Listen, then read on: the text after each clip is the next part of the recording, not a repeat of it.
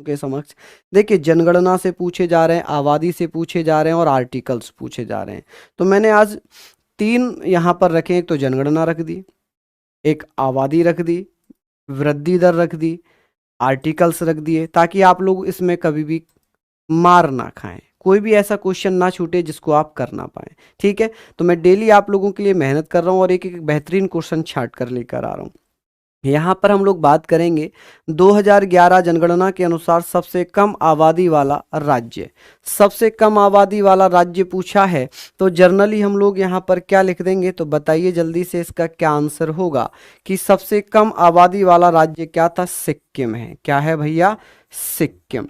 ठीक है, तो आप क्या कहेंगे, सिक्किम सबसे कम आबादी वाला राज्य हो जाएगा। 2011 जनगणना के अनुसार सबसे अधिक आबादी वाला राज्य क्या होगा, तो आप कहेंगे सर उत्तर प्रदेश। क्या हो जाएगा, उत्तर प्रदेश। भारत में सबसे ज्यादा आबादी किस राज्य की है, तो यूपी की है, पाकिस्तान से भी ज्यादा, पाकिस्तान से भी ज्यादा है। ठीक है, यहां पर है 2011 जनगणना के अनुसार सबसे कम आबादी वाला केंद्र शासित प्रदेश, और 2011 के अनुसार यहां पर जब हुआ करता था, देखिए अगर मैं इसकी बात करूं तो उस समय दमन और दीव हुआ करता था। क्या हुआ करता था, दमन एवं दीव हुआ करता था। लेकिन भैया दमन दीव और अंडमान निकोबार एक साथ मिला दिए गए हैं, एक साथ मिला दिए गए हैं। तो अब मैं वर्तमान की अगर मैं बात करूं तो इसके अनुसार तो क्या था, दमन और दीव था। अब दमन और दीव एक कर दिए गए किसके साथ, दादर एवं नगर हवेली के साथ।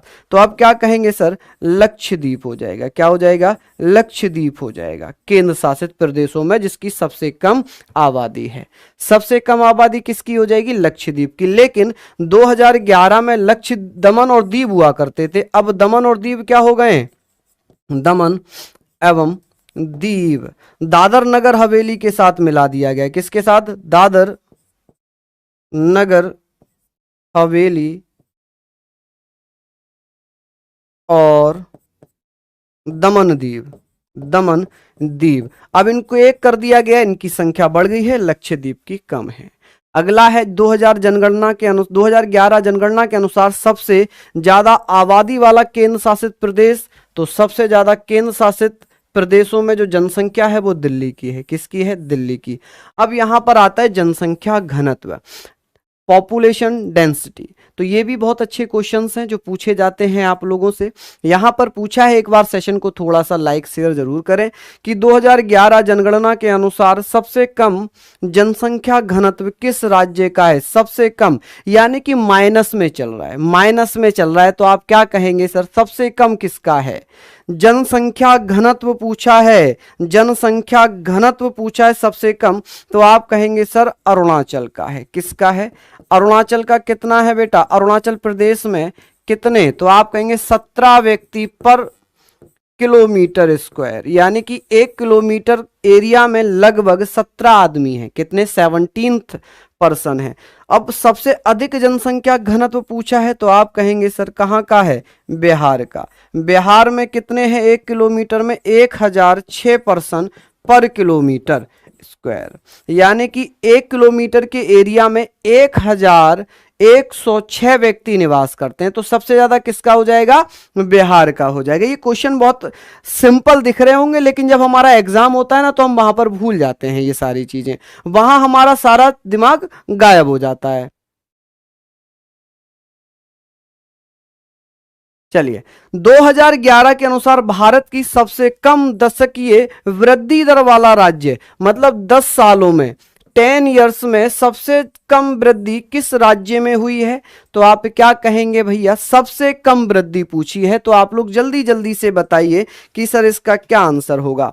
आप कहेंगे सर नागालैंड है। क्या है, नागालैंड है। और नागालैंड की अगर मैं बात कर लूं तो यहां पर माइनस में है 0.5, तो आप कहेंगे सर इसका क्या हो जाएगा, तो यहां पर होगा, आप लोग ध्यान रखना कि माइनस 0.58% माइनस में चल रही है जनसंख्या वृद्धि। कहां की, नागालैंड की। दशकीय का मतलब होता है 10 साल की वृद्धि, 10 साल की। भारत की अगर पूछेगा तो आप कहेंगे भारत में कितना चल रहा है, भारत का बता दीजिए जल्दी से। ना बेटा 0.6 नहीं, 58 है।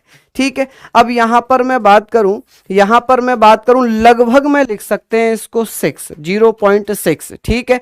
हम यहां पर बात करेंगे 2011 की जनगणना के अनुसार भारत की सबसे अधिक दशकीय वृद्धि दर वाला राज्य कौन सा है? तो मेघालय है। कौन सा है? मेघालय। मेघालय में जनसंख्या वृद्धि दर बहुत ज्यादा बढ़ी है। और कितनी बढ़ी है आप लोग बताइए? तो आप कहेंगे सर 27.95 27.95% वृद्धि हुई है। ठीक है। ये क्या हुई है? वृद्धि।